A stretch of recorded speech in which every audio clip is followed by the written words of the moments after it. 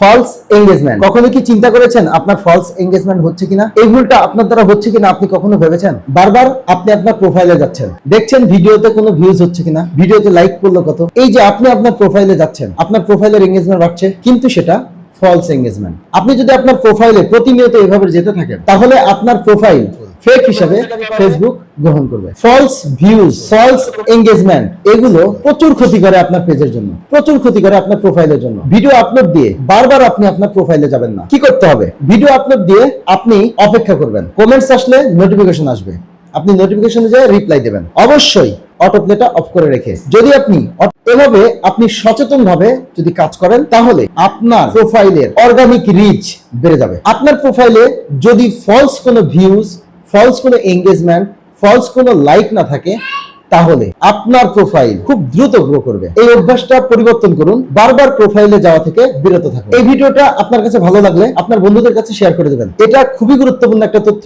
যদি আপনি শেয়ার করে দেন, তাহলে আপনার বন্ধুরা এই বিষয় থেকে সচেতন থাকবে। আমার ভিডিও যদি আপনাদের কাছে ভালো লাগে, তাহলে ফলো দিয়ে পাশে থাকবেন। এই ধরনের ভিডিও নিয়মিত দেখতে চাইলে, যদি আপনাদের লাভ হয়, উপকার হয়, নিয়মিত দেখতে চাইলে আমার পাশেই থাকবেন, সাথেই থাকবেন। আমি প্রতিনিয়ত ফেসবুকে, প্রতিদিন রাত 10টার সময় লাইভে কুইজ প্রতিযোগিতা হয়। আপনি থাকবেন, আপনার থাকার কারণে এঙ্গেজমেন্ট বাড়বে, আর্নিং আসবে, লটারি হবে, লটারিতে আপনার নাম উঠলে আপনি পাবেন পুরস্কার, আপনারও আর্নিং হবে।